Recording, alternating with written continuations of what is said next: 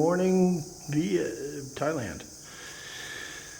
This is Greg from CM Slots. CM means Chiang Mai. Chiang Mai is in Thailand, in the northern part of the country, about 8 or 9 hours north of Bangkok, which most people know. And this is my home slot setup. I wouldn't say I'm a beginner in the hobby because, like everybody else who grew up in America in the 70s, I had AFX and Tyco HO scale, so they were smaller.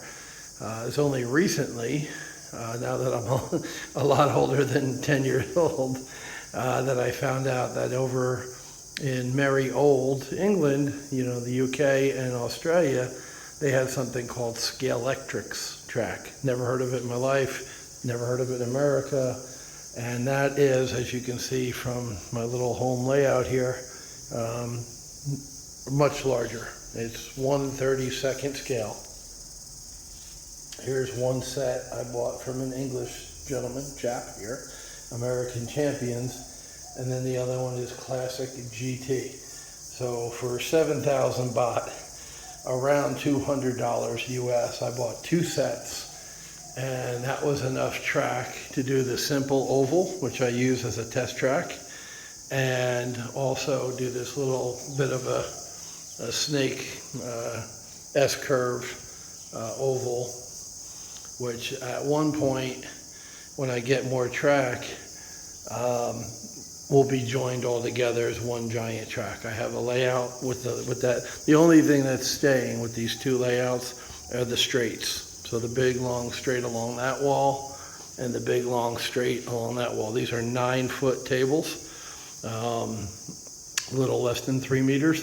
And for 1.3 meters, 4 foot wide. So 4 foot wide, 9 foot long, 4 foot wide, 9 foot long. And the middle table is 4 foot deep and 5 foot wide. And I've got little ramps under here to do the elevation to get a straight track up there. If you put Scalextric's track in the sun for a couple of hours, especially the hot Thailand sun, it will mold. If you sit and bend down and work it, it will mold to shape fairly easily. That's one of the cool things about Scalextric's track. So I bought the two sets for about $200 used, Facebook Marketplace. English gentleman, nice guy, he comes from north of London a little bit, and that got me started. That came with 4 cars, 2 cars each set. So the dark blue and light blue GT40s, the light blue is obviously the infamous Golf livery.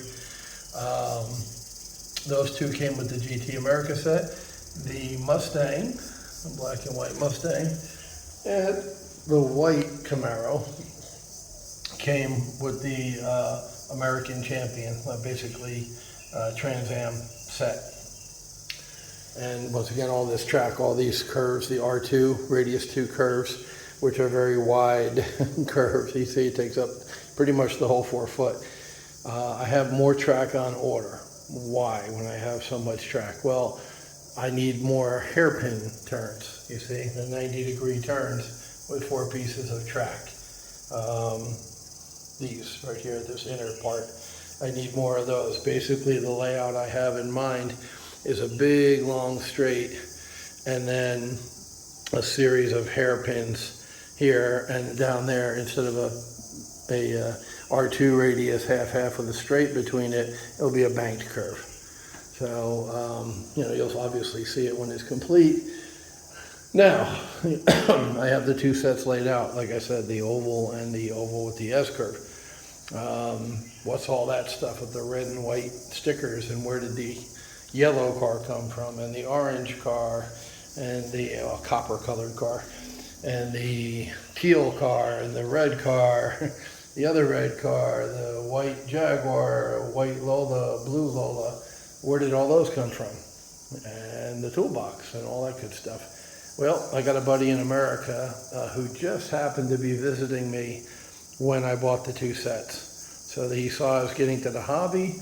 He grew up in Australia. He already knew all about Scalextrics. He grew up with it. He bought a couple of sets, and was racing with his son, teaching him about 1/32 scale racing.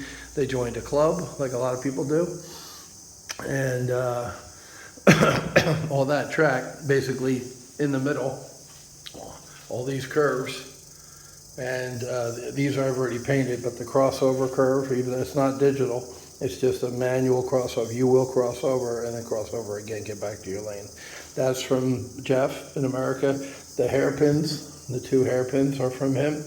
The grandstand with the little people, they need to be painted, but the old style weathered, which is what I'm going for. I'm building a Le Mans 60s, 70s era track layout.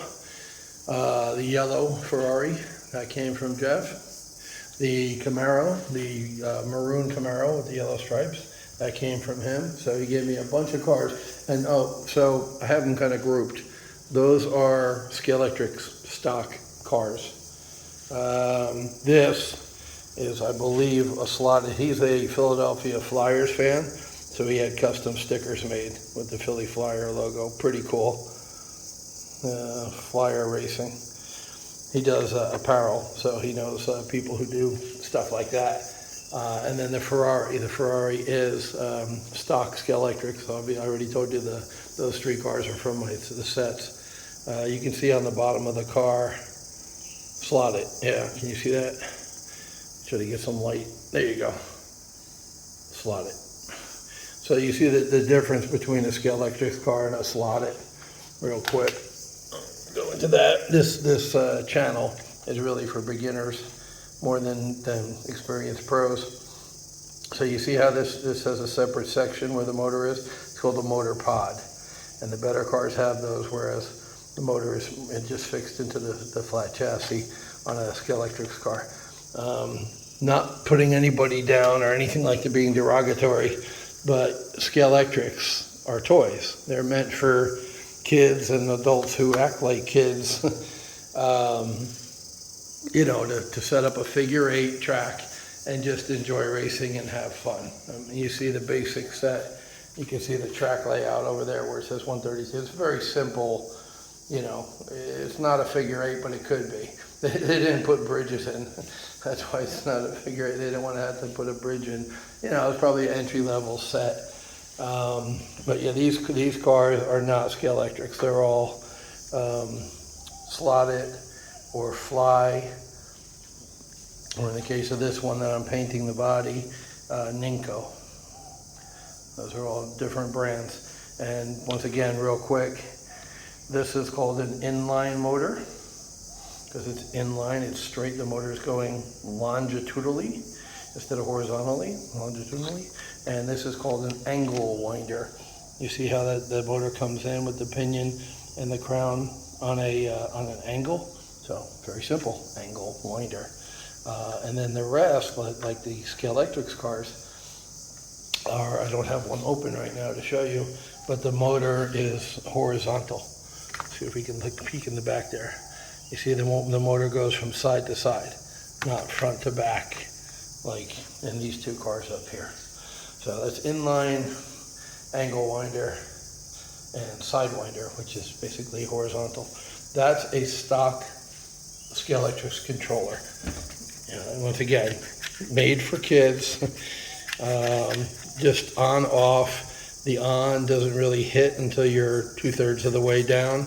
The reason this one's on my little workbench is it started smoking when I tried to run the hotter cars with bigger motors with more RPM and stronger magnets, much stronger magnets than the Scalextric stock cars come with. So I tried to run those on my little oval, and literally smoke, it didn't catch on fire, but smoke came out of the controller, the Scalextric controller. So one of the things Jeffrey gave me, he really hooked me up with all this track. You see he has the bridges with the crossovers. I'm just waiting on the little gray plastic pieces that hold them up. I ordered those, but he also gave me better controllers, like a Parma type controller, DS. Those go for $20-30, but it's a world of difference between those and the ones that come with the Scalextric set. So the old track, you can tell the difference. Jeffrey took care of his track. You know, it's in good shape for older used track. The guy who had the two sets, I don't think he's ever cleaned it. And here you're looking at this track after I've cleaned it 4 or 5 times. First with just a damp rag, which is your normal maintenance. Then I cleaned it with IPA, isopropyl alcohol, right? It's a good solid cleaner. It cleans everything up. I've cleaned it 4 times. And the little white residue is from metal polish, to polish the rails, because the rails were pitted and still are in a lot of places. So I'm going over it and over it and over it. You'll also notice some of the track is gray. That was from a guy I saw on YouTube. As soon as I got into the hobby, I started educating myself on YouTube. And there's a guy who lives in Texas now named Boone. Boone's Slot Car Garage. And he said, you know, for more grip in the corners, he took metallic spray paint, like a stone textured spray paint, and he painted the track. And you can absolutely feel with your fingers the difference between the smooth stock track and when it gets here into this pebbly surface. Now this is going to be rougher on the tires and chew up the tires a little bit more, but you know, hey, everything's a trade-off, right? If your car keeps falling off the track, you put a stronger magnet in. When you put a stronger magnet in, the motor has to struggle to push the car, right? So everything is a trade-off. The softer compound your tires are, the better grip you get. Well, the softer compound your tires are, the faster they wear out. So once again, everything's a trade-off. So once again, the cars, the extra cars, so 1, 2, 3, 4, 5, 6, 7, 8, 9. 9 cars he shipped to me, along with the toolbox, which you've got to start working on assembling this right away, even if you're a newbie. A couple of crucial things you got to start with is gear lube to put on the gears. You don't put oil on the gears, it won't stay on there, it's too thin. You need lube, gear lube, like a paste. Oil for the bearings. You do put oil on the bearings and on the shaft of the motor, just 1 drop, but that 1 drop is crucial. These cars were all dry when I got them from the, with the 2 sets. Like I said, he never cleaned the track, which is typical. He was a hobbyist. He was having fun teaching his kids what he grew up with up in the UK. So he never oiled the cars, and they were loud and noisy, and they all run much faster once I oiled the bearings in the back, which are plastic on Scalextric, but still, oil's oil, lubrication's lubrication, and also the motor. They got a lot quieter and ran a lot faster just with a drop of oil. The emery board, good old fashioned for sanding, filing, a variety of tires. Once again, I haven't bought any tires yet. These all came in the box from Jeff. He hooked me up like a big dog. Super glue I bought. Oh, this is interesting. The the Scalextric track has slots that go all the way through, and sometimes they get dirt or crap in them. So by using a mini ice cream, Magnum is the Thailand version of Dove, and by using a little ice cream stick, I can get right in that, it fits right in that slot, and I can go down and clean out the gook. You can see how much stuff I got out with this one. You see the dirt from after I polished the wheels, some of the metal, polished the rails, some of the metal polish got in between. So using a stick like that, you can use a popsicle stick or a tongue depressor. That really comes in handy. Magnifying glass for small work. You're dealing with 1/32 scale. There's some very small parts on these cars. Once again, 1 drop of oil, so to make sure you're giving 1 drop. Some spare motors. He's got a slotted motor in here. A little bit flatter than the Boxer, but bigger than the regular cam motor. You can see that's an S cam motor. That's a slotted, I think it's called the, what's it? Probably it's, oh yeah, Boxer 2. Okay, there you go. So it's a little bit higher RPM, right? Your stock motor is going to be about 18,000 RPM. This is 20. It's a little bit faster motor, but as you saw, Jeffrey got happy, like most car enthusiasts do, and he put an even hotter motor than that 20,000 RPM. This red motor, I don't know the brand, is 30,000 RPM. So this thing goes like a cat with its fur on fire. Right now it's over here on the workbench, not because anything's wrong with it, but because I'm putting brand new brushes on it. Since they're used cars, they all need brushes. They all have brushes, have a good amount of wear on them. So Jeffrey, there's no end to his generosity. He's sending me a little care package. The box that held all this track, the red and white sticker track, the big piles in the middle, that is a big ass box. It costs $500 to ship 3 boxes of stuff to me here in Thailand from America. 500 bucks. But yeah, obviously I have enough track now to do a middle layout and 2 big long ones. Once again, just waiting on the curves.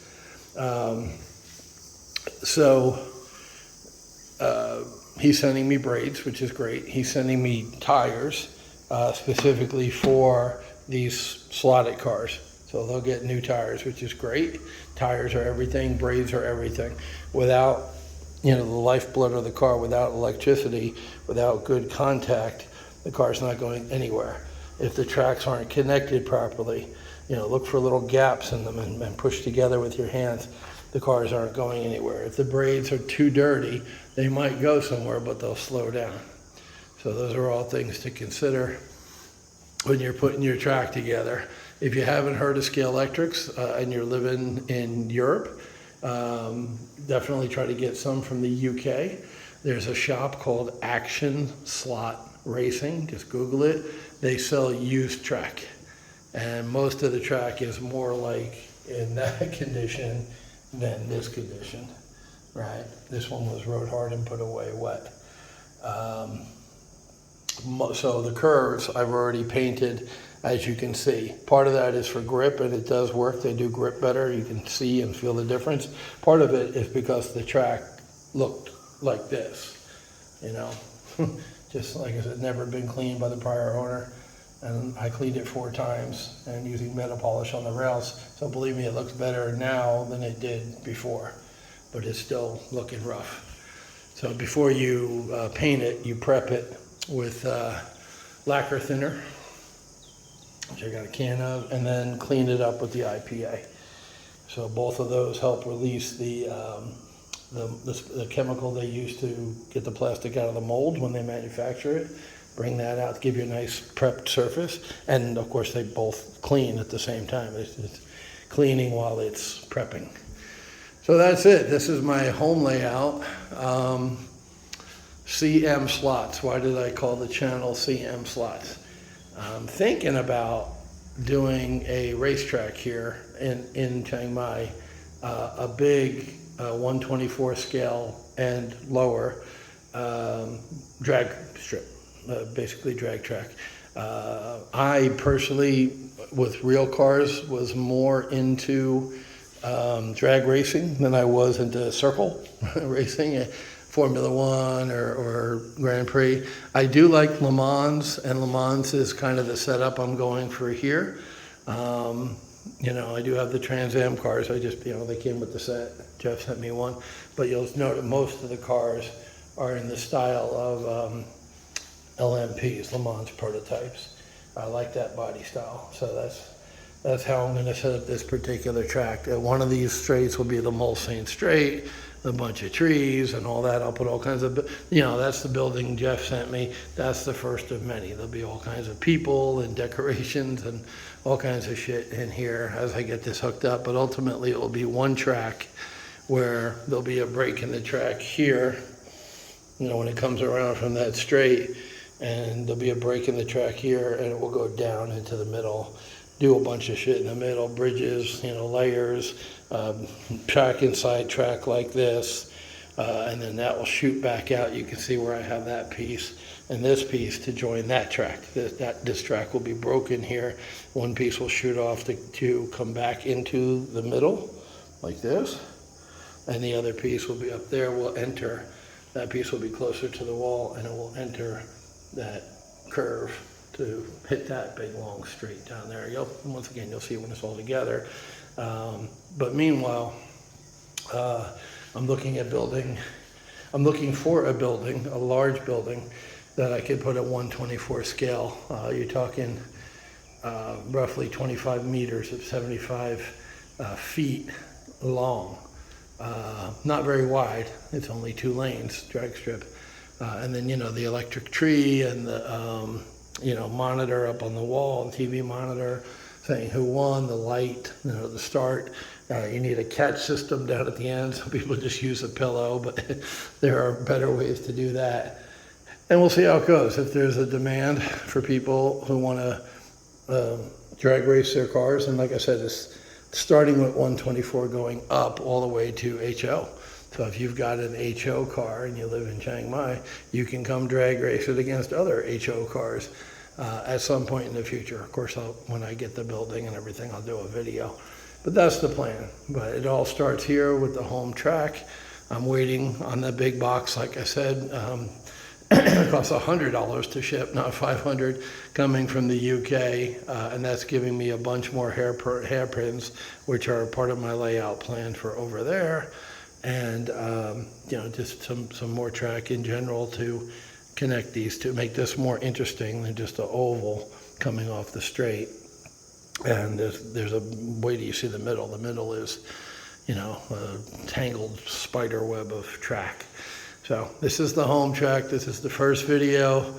Recommendations for newbies, like I said, because really that's what the channel's for, new people just getting into the hobby. If you're a car guy like I am, your first inclination is to buy a shitload of cars. I got very lucky because my friend from America sent me a shitload of cars. 9 cars to add to the 4 I already had. Normally, people have 2 cars, and that's enough. If you get a set and you got that black Mustang and the white Camaro over there, that's enough. They run good. They're fast enough, especially when you're new. You got to learn how to ease off the trigger, which is basically the brake. When you let the trigger up, that's braking the car. So you got to learn how to use the brakes in the corner, just like with a real car.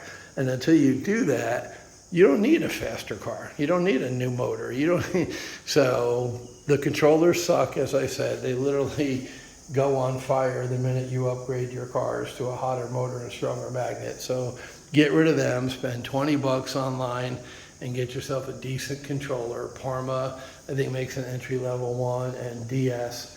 Basic controls. You don't need all the knobs and having it look like a spaceship. Just get a good, solid controller that you can grow into.